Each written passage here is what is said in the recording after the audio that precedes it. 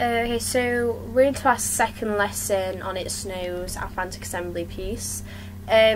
We looked at like a lot of the script and about some original ideas from what we learned about the workshop. So the idea of heartlines, the idea of using quad, slalom, chair duets, squeeze duets, things like that. And we picked out pieces of the script that we thought would do really well to these. So we began devising part of the duet last lesson. In the first lesson we experimented with ideas of that, and drawing like lines to link them and bring the two main characters closer together. But in this lesson we looked at the slalom, the idea of party. So first, when devising this, we created an idea of placing different chairs around the room, around 3 central chairs, to sort of, because the bus stop and the party scene are sort of alternating scenes, so there's a split, the idea of like perhaps a split stage, or maybe like a pause and then a difference in time.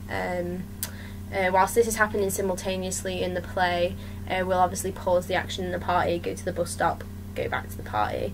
So in terms of that, we had the idea of 3 chairs to be the bench for the bus stop, and then to be the centrepiece for the party, like a sofa or something.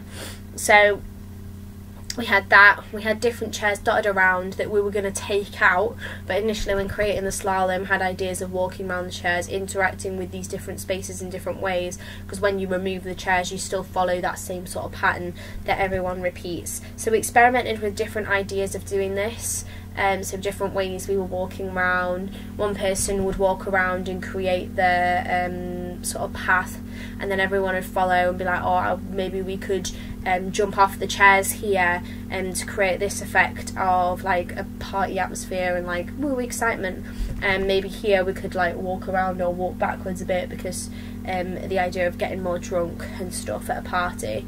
So the whole concept of that was to sort of elevate in craziness, in chaotic atmosphere, as well as some idea of some sort of music playing to keep us all as one, moving to the same beat that was increasing.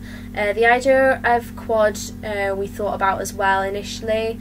So in this lesson we thought about the ideas of slalom, we created the foundations of a slalom, but we also thought the idea of quad moving around in a almost grid-like structure, bouncing for 5, then moving bouncing for 6, then moving for 4, then bouncing for 4, then moving for 2 beats to a piece of music. We felt like this created a good sort of unison as a group in terms of like a party atmosphere, but it didn't really, it looked too abstract for what we were trying to show. So the slalom brought it back to a kind of organised chaos that we were trying to show, but we thought about combining the 2 ideas to create a party.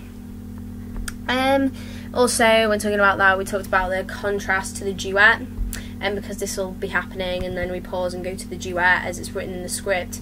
The whole idea is that it should be easy to go in and out of both of them, but it should be high energy levels, should show an absolute energy contrast between the 2, so that's why a slalom is good for creating that high energy level. So basically that's what we did in the second lesson.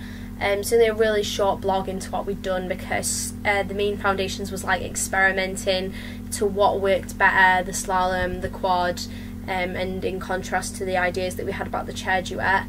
So mainly it was about experimenting and not really finding anything that we were definitely going to stick with just yet.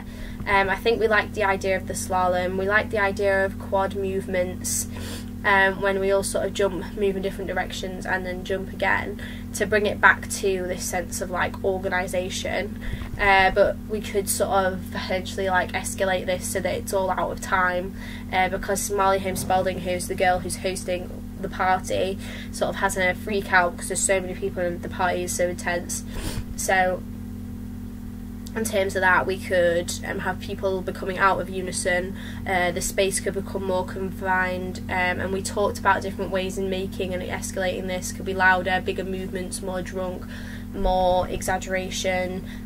She starts to talk about I only invited 20 people, like I don't know these people, who are you, and it's like her sort of having a freak out, a panic attack with all these people around. So the whole idea of that comes together. We could create that really nicely with the idea of an escalating quad and slalom. Yeah, so that's basically what we did in this lesson. Next lesson I think we're going to look more about the play in the chronological order, and we might re-evaluate what we've already done and how that fits together in the whole section that we're doing.